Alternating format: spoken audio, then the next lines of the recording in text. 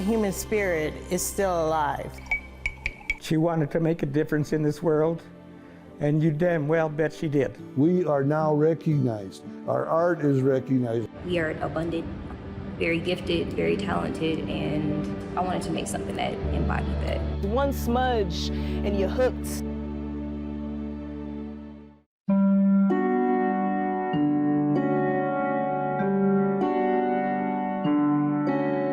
My oldest brother was an artist. The one below me was an artist. My oldest brother was my mentor. He was my idol. He's the one that made me understand that it was possible to do more than one thing in art. I used to sit on the couch and paint. I would sit on the arm of the chair, and for as long as he was there working, I was on the arm of the chair observing. In the 4th grade, we were making some dinosaurs out of clay, and I made a Tyrannosaurus out of clay. When I got done with it, just before I was getting ready to get fired, the teacher came over and she says, you know, I had put the eyes in the side of the Tyrannosaurus like it is, you know, and she says, it doesn't have any eyes. And she painted some eyes on the forehead, you know, and that got fired, you know, so when I'm taking it home, I have it in the shoebox, you know, after it's done, you know, I'm really upset that this Tyrannosaurus, even at my age, looks like a cartoon dinosaur, you know, and I'm trying to be real, you know. We only live like 5 blocks from the school, so I'm walking down 37th Avenue going to our house. I guess he's on his way to work. He has his lunchbox and stuff, and he's coming out, and I have my shoebox, and he says, hey, Floyd, what you got there? A dinosaur, you know. He says, well, let me see it, you know. And I take the dinosaur out of the box, and I just throw it against the curb, you know, shatter it in all kinds of pieces because I didn't want him to see that that dinosaur looked like a cartoon, you know, because I didn't want to disappoint him. Dad had 2 jobs. My mom worked for 2 doctors and stuff, you know, taking care of their house and their children when she was taking care of us too. They were always very supportive of all of us.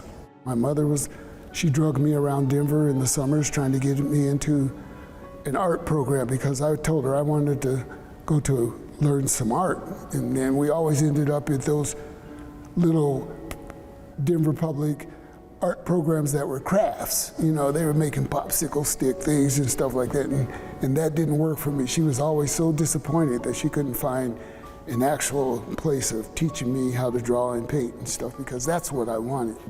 And I knew at that particular age that's what I wanted. And then my youngest brother, he was probably the most gifted of all of us in drawing and painting and so forth. But he didn't have time for a career. The progenitor of Hearts and Minds really started after the shooting of my brother by the police in City Park in Denver in 1974. He had been diagnosed as a schizophrenic, and so he had mental illness, and many times I would go to Denver to make sure he was on his meds. And prior to the shooting, I was getting ready to bring him down to Colorado Springs because he was an artist also, and I was going to teach him how to oil paint. And we never made that happen because of the shooting that happened in City Park. After that, you know, with the repercussions of how it affected my family and the community that I grew up in Denver, and started really concentrating on endangerment. Hearts and Minds is hopefully that your mind and your heart are in conjunction to do the right thing and to hopefully be able to protect yourself from the endangerment of being in this society as a young Black male.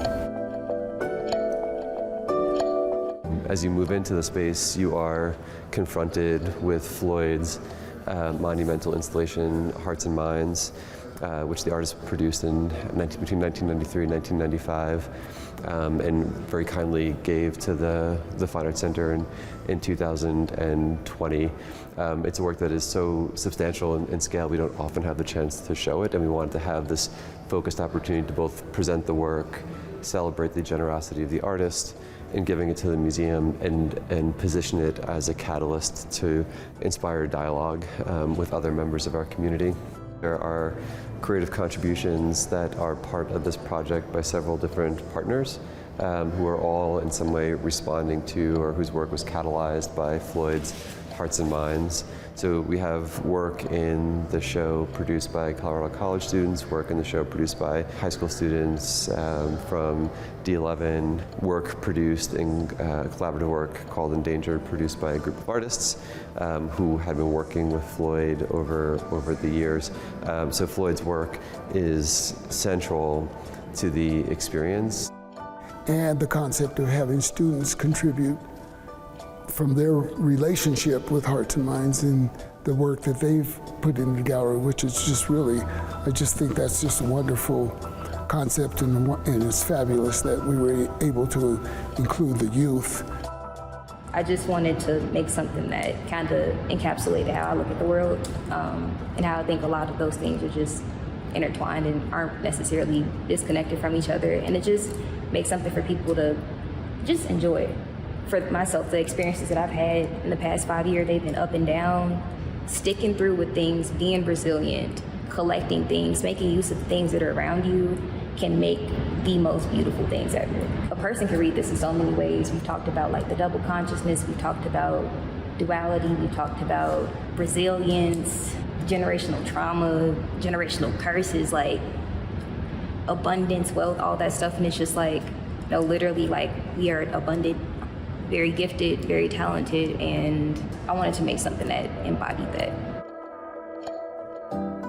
This section in here was the first section that I did. And I remember that was on display at the Robichaud Gallery in Denver when I first did it. And looking at it in the gallery, afterwards I realized that I felt like I had more to say about the subject. I felt like I could say more about the subject. It was over a period of years of accumulation that it ended up being this. You realize that you just haven't conveyed everything that you want to convey. This could still grow, you know. Sadly, that this is still relevant. You know, I could still add more parts to it. What's going on in society in relationship to this has not come to an end. It makes it too relevant.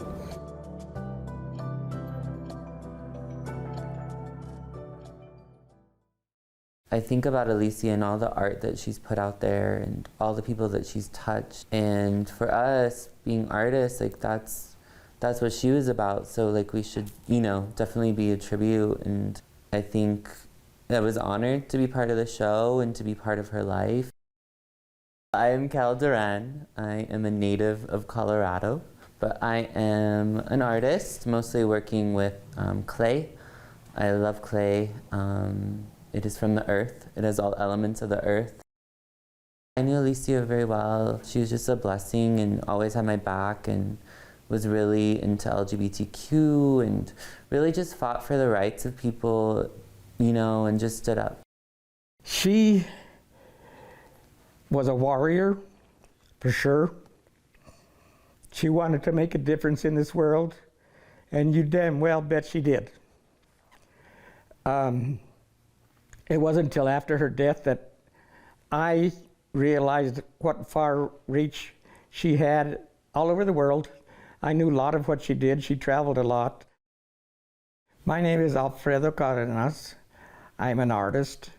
I've been an artist most of my life. The piece behind me is a portrait of my daughter. She gave me a photograph of her. I'm guessing it must have been 12 or so years ago. And I liked the composition of the photograph, so I decided to do a pastel of her. She was very much a Chicana. She was very proud of that, and she was very much an artist. Everybody respected her because she was a very honest person, and she walked the walk. She didn't only talk the talk, she walked the walk. And I knew that from the time she was very, very young. I worked with Alicia. She helped curate 3 shows for Chalk, and they were a connection between the younger artists and the seasoned artists. So she helped bring those together for us. And also, we brought in some new membership through Alicia as well. She has a wall on the entrance here, and we're trying to let people know about her. There's a couple of paintings that she was a part of and collaborated with. We want people to know that she was a progressive artist and person, very strong woman. Well, I think that the outpouring from the community was just amazing, especially in their contribution to this art show. I'm just so impressed with all the great artists that are showing here. Rather surprised. I think she'd be real thrilled to see it. It's a good tribute to her. Overwhelming, absolutely. I've been overwhelmed since her death. I hope that she spoke her ideas to enough people that they will carry on. If she could have influenced those people just a little bit to work towards her goals, I think she'd be pleased that that was her legacy, that she left the world, you know, she shook people up. And I think if people listen to that's her legacy. I think this is going to be good for us and her family, my family, to give it a little more closure. She caused such a stir all over the world that, you know, it kind of kept us on the edge of our seats, and now I'm ready to quiet down and move on to the next phase. And I think this show is going to help do that.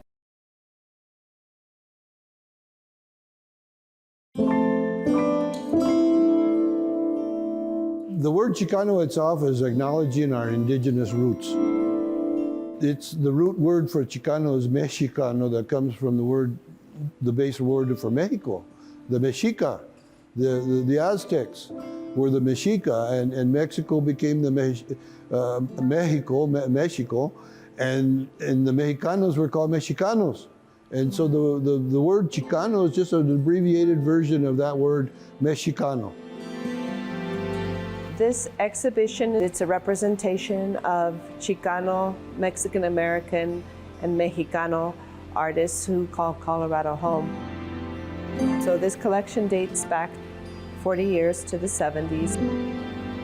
It's very important that we have this exhibition here in Pueblo because a lot of these artists have their origins in Pueblo or in the San Luis Valley. Hecho en Colorado is an exhibition composed of approximately 40 different artists who call Colorado home, whether they were born here or not. My name is Juan Espinosa, and I'm a photojournalist of the Chicano movement. I'm a Colorado native, and I became a photographer almost by accident. I was in Vietnam in 1968 in a poker game, and the last hand, the guy says, "Will you accept this camera as my bet?" I says, "I'm out of money, but I'll put my camera in," and I won the pot, and that's how I started photography. And so that's how I started as a photojournalist, got me to Boulder anyway. And that's about the era that the pictures that are exhibited in different places are from that era, from about 1970 through about 1980. My name is Carlos Sandoval. I grew up in Pueblo, but I'm originally from San Luis, Colorado, the oldest town in Colorado. I've been a painter ever since I was 5 years old. I'm a spiritualist in many ways, but most of all, I paint contemporary Southwest art. I have many styles of paintings that I've gone through. I kind of see myself like what Picasso went to, not wanting to be in traditional art all his life, but wanting to move on to different styles. For example, this one right here was taken on March 17th, 1974. It was 1 year after the Denver Police Department raided the Crusade for Justice. And this was a march in support of the Crusade for Justice. This picture was taken in 1973 when the American Indian movement took over Wounded Knee, and so we had a march and a protest at the Federal Building in Denver in support of the Indios that were in Wounded Knee, and that's when these pictures were taken. These are members of the Brown Berets. I think they call themselves Black Berets. And the story I heard is that when they went to buy berets at the Army surplus, they couldn't find brown berets. So they bought black berets, and so they started the Black Berets, but they're the Brown Berets. Pueblo was one of the centers for the El Movimiento, the Chicano civil rights movement here in Colorado and in the Southwest United States. So it's very important to acknowledge their contributions to the civil rights of the Chicanos and Mexicanos in the United States. This whole concept of Hecho in Colorado is so cool. We are now recognized. Our art is recognized. Our culture is recognized. You know, people have always liked our food, and they've always liked our music. I think that this exhibition will really bring a lot of pride out in the people of Pueblo, and I'm looking forward to the older generations sharing their history and their culture with the younger generations so that these traditions and these histories are carried forth.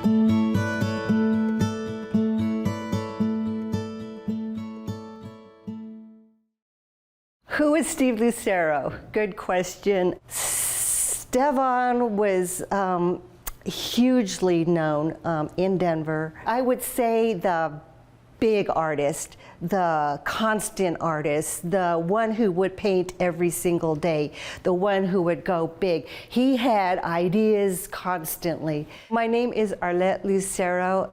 We bounced off of each other a lot. It was pretty intense. He had his portals open, and he didn't know how to shut them off. He came up with this idea of CHOC, Chicano Humanities and Arts Council. We threw an art show together, and we had, you know, storytellers, we had poets, we had the art all set up, and the community just came out in droves. So this is meta-realism, a lot of this that you see. He also did neo-pre-Columbian art. Meta-realism is externalization of interior realities. He was a devout Christian Catholic, and that Catholicism part of his Christianity came later in life. It was interesting because, you know, he was always seeking, you know, and he would go into all the religions and explore them. He wanted people to look at things in a more spiritually minded way. I look at the art, I guess, as this is a part of him, this is a part of his business, it's part of our business, and I love the fact that we can show it to the world, or at least to this part of the world. It's his photographs that get me, you know, and cause me to like maybe yell at him and say, why did you leave me?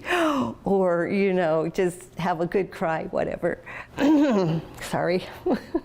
He was working his way to sainthood because he was such a humble man. He loved things very simply. It's very difficult when you lose a great artist, and we have lost quite a few really great artists lately.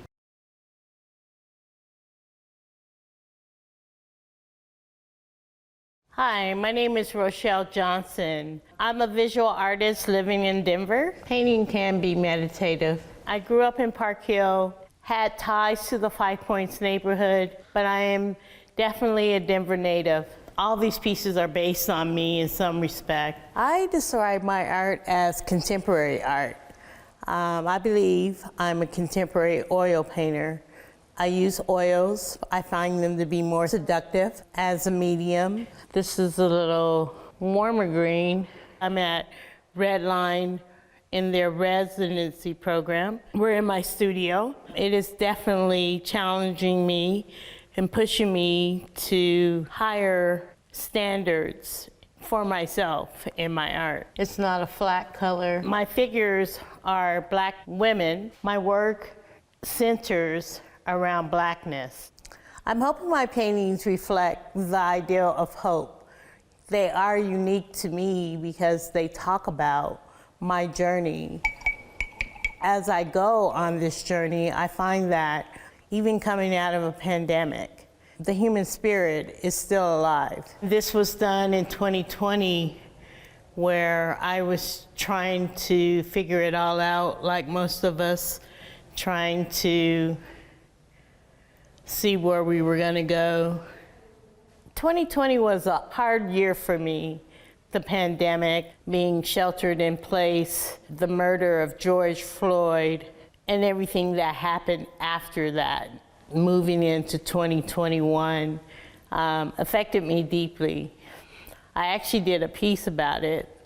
This piece, big piece behind me, talks about that journey, how I was laying down, had to motivate myself to continue on. I was contemplating everything. My place in the world, my place in the States, and how Black bodies are constantly being marginalized or harmed in some way. It's called contemplation. Being a Black artist, I think that the opportunities are less for us. However, I don't think that it is something that should stop you from creating and being a creative. I believe that if you're doing your passion's work, then the universe will look at you or find you, and you will be recognized. This time right now, there is a Black Renaissance. So it's time for us to get on board and to let our voices be heard.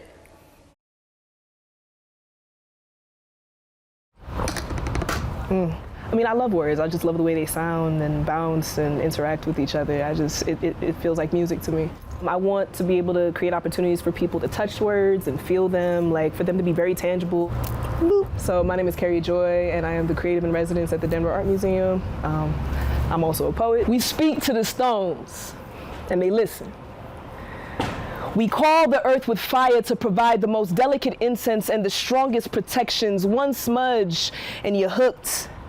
One conversation with the earth and your ancestors come knocking, quenching your sense with memories that tell you that you're home. I was born in Brooklyn, mostly raised upstate, a place called Newburgh, New York. My brother moved to Denver, Colorado about 6 months before I did, and so I just came to check it out and really fell in love with the artist community out here. The stories whisper past us like a cool embrace, like our children reminding us of our great-grandmothers, the ones who taught us to speak to the stones, and to follow the birds, and to fight for what is sacred and what is sure.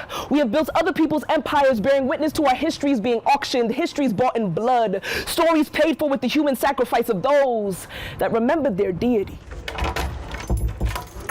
I've definitely been an artist my whole life. I've been writing since I was a child. I feel like growing up, I didn't necessarily have all of the outlets that I wanted to express myself, so my journal really became my best friend. I grew up in a really legalistic household, very Christian-centered household, and so, the main book that I read was the King James Version Bible. I think that really shines through in the way I speak, and that's just how I show up now. Yeah. I don't practice the same faith that I did growing up, though. I honestly feel like I was in a very toxic environment.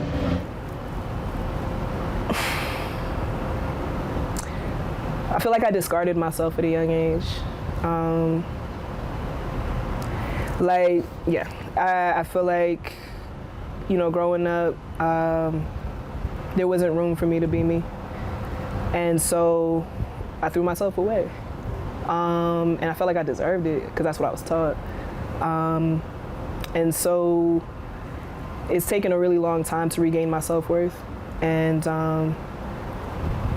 regain, this idea of who I know I've always been and give myself the permission to show up as such without any apologies. Listen to the universe, it will remind you of who you are and of what you deserve, and that respect, that might be earned, but freedom, that's taken. It is the holy tongue, our first communion. It is death and life. It is the secret that built the Tower of Babel and the wonders of the world, sacred temples and miraculous births of leaders and warriors returned to accomplish the mission, to carry the torch, to fight the power, prayer warriors and prophets, healers and seers, rebels, brujas and airbenders, gods. You know, now I'm at this place where I'm recognizing the healing work that I am doing, and I'm recognizing that like I'm really living that dream that 6-year-old me knew, you know, a very long time ago. Just imagine with me, you know, I see the people, I see the setup, you know, I see a little band here, so I'm really excited for that. This type of art deserves this space as well. I want to create some soundscaping throughout the museum. It's a really beautiful opportunity for artists that are, you know, on their way up to engage with the existing exhibitions here, but also find really creative ways to engage with the community. Collaboration, connectivity, solidarity, those are just, that's who I am. I think that's what you're going to see in everything that I do. We emerge, warriors, rulers, goddesses, and high priests, taught to speak to the stones, and they listen.